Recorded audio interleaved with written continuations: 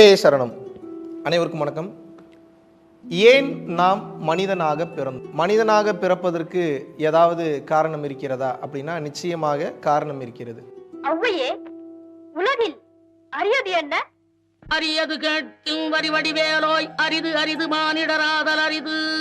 அரிது அரிது மானிடராய் பிறத்தல் அரிது என்று ஔவையார் சொல்லியிருக்காங்க. மனிதனாக நாம் பிறப்பது என்பதே நமக்கு விதிக்கப்பட்ட ஒரு மாபெரும் ஒரு வரப்பிரசாதம் என்று கூறுகிறார்கள். பல வீடியோஸ்ல நான் சொல்லியிருக்கேன். மனிதனாக பிறக்கக்கூடிய ஒவ்வொரு உயிரும் தான் இறைவனை அடையக்கூடிய தகுதி பெற்ற ஒரு உயிராக இருக்கிறது.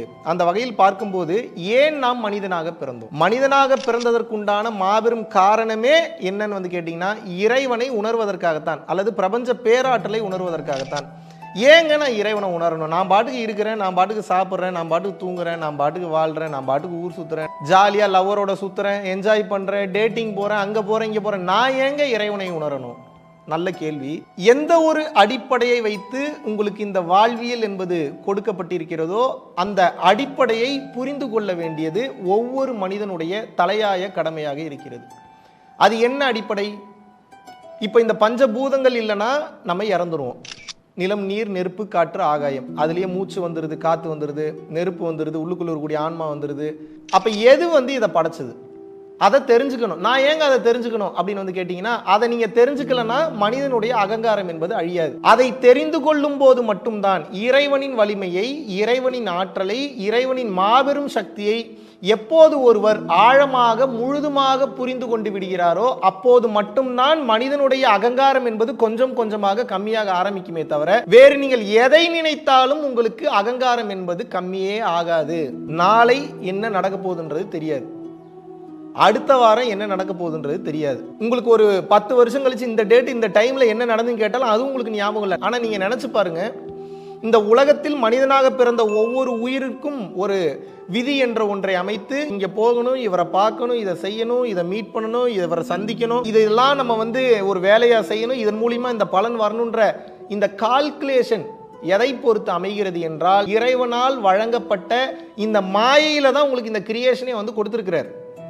இப்ப நான் என்னதான் இது மாயை என்று கூறினாலும், இதெல்லாம் பொய்ன்னு சொன்னாலும் என் மேல உங்களுக்கு வெறுப்புணர்வு வரலாம், கோபம் வரலாம், ஆத்திரம் வரலாம், ஏதோ பொய் பேசுறான்னு சொல்லலாம். ஆனா நீங்க எதை புரிஞ்சுக்கணும் அப்படின்னா, மனிதனை மீறிய ஆற்றலிற்கு தலை வணங்க வேண்டும், மனிதனை மீறிய சக்திக்கு நாம் கடமைப்பட்டிருக்கிறோம் என்பதை ஒவ்வொரு மனமும் உணர வேண்டும், ஒவ்வொரு மனிதனும் உணர வேண்டும். சொல்ல மாட்டேன், மனிதன் என்பது மாயை, மனிதனை இயக்கக்கூடியது அந்த மனம் தான். இந்த மனம் உங்களை என்ன பண்ணும் அப்படின்னா, மிகப்பெரிய அகங்காரத்தில் சிக்க வைக்கும். நான் தான் பெரிய ஆள்னு பேசும், நான் தான் அந்த காரை ஓட்டிட்டு வந்தேன், நான் தான் மேனுஃபேக்சர் பண்ணேன், நான் இதை பண்ணேன், நான் அதை பண்ணேன், நான் இப்படி இருந்தேன், நான் அப்படி இருந்தேன், இது என் அறிவு, இது என் உழைப்பு, இது என் காலேஜ், இது இருக்கக்கூடியது என்னுடைய இடம், இது பாத்தீங்கன்னா என்னோட ப்ராப்பர்ட்டி, இது என்னுடைய கேமரா, எல்லாமே எதை அடிப்படையாக வைத்து இப்போது இருக்கக்கூடிய மனிதர்களுக்கு மனம் இயங்குகிறதுனா என், நான். அப்படின்னா என்ன? என்னை, என்னால், என்னது, அதாவது ஐ, ஆல், கு, இன், அது, கண்ணுன்னு சொல்லுவாங்க. அப்படின்னா என்ன? ஐ என்னை, ஆல் என்னால், கு எனக்கு, இன் என்னின், இன்னது எனது, கண் என் கண், எல்லாமே பாருங்க அகங்காரம் சார்ந்த ஒன்றாகவே இருக்கிறது. இந்த அகங்காரம் என்பது என்னன்னா, தன்னை முன்னிறுத்தியே ஒவ்வொன்றையும் பார்ப்பது. எப்போது ஒரு மனிதன் தன்னை ஒவ்வொரு இடத்திலும் முன்னிறுத்துகிறானோ அப்போது அகங்காரத்தின் பிடியில் சிக்கி விடுகிறான். இறைவனின் வலிமை தெரியாமல் போகிறது. இறைவனின் காற்றை சுவாசிக்கிறான். அது இறைவன் வச்சுக்க வேணாம், உங்களுக்கு இப்படி வேணா வச்சுப்போம், உங்களுக்கு ஈஸியா எல்லாரும் கனெக்ட் ஆகும். இயற்கைன்னு வச்சுப்போம்.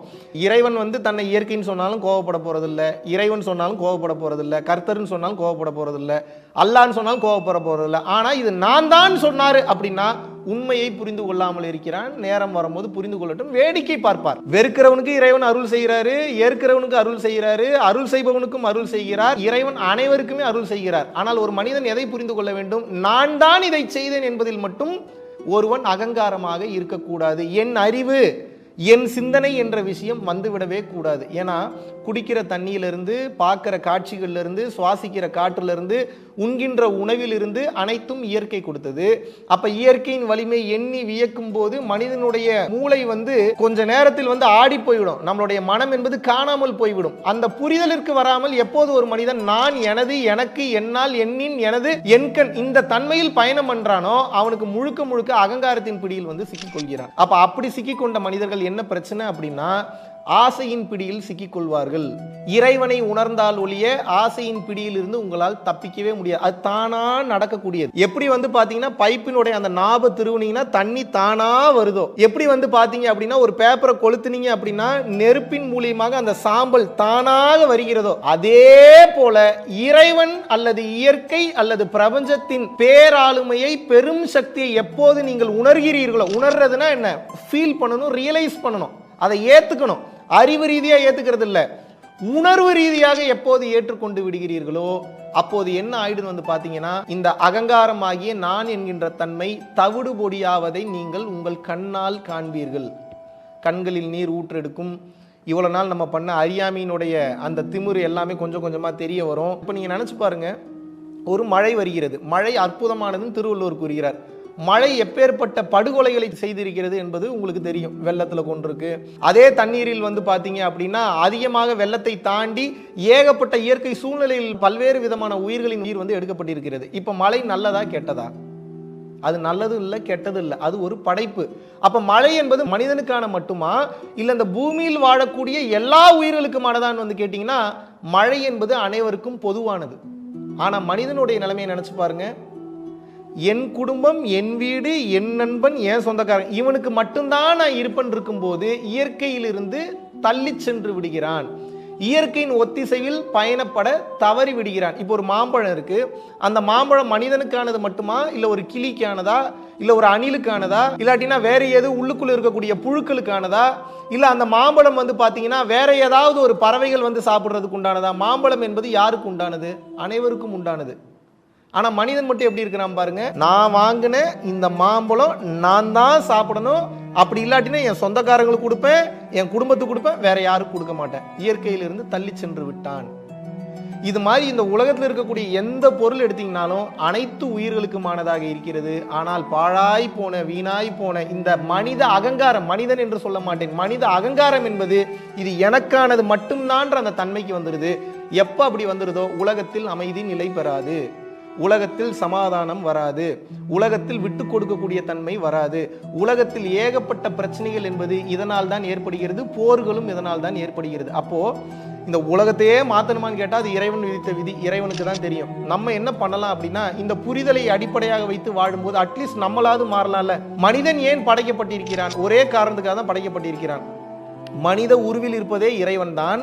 இங்கு இறைவனை தவிர வேறு எந்த பொருளும் இல்லை, எந்த உயிரும் இல்லை என்பதை உணர்ந்து ஒரு மனிதனுடைய அகங்காரம் மன ரீதியாக கம்மியா டோட்டலா டெஸ்ட்ராய் ஆகக்கூடிய அந்த சுச்சுவேஷன்ல இறை காட்சி, இறை தரிசனம் என்பது உங்களுக்குள் தானாக நிகழும். அப்போ பேச்சு வராது, கண்களில் ஆனந்த கண்ணீர் ஊற்றெடுக்கும், ஒவ்வொரு செல்களும் ஆனந்த கூத்தாடும், ஆனந்த தாண்டவம் புரியும். அதுதான் உண்மையான தில்லை நடராஜனுடைய அந்த ஒரு நடனம், அதுதான் உண்மையான சிவபெருமானுடைய அந்த தாண்டவம்.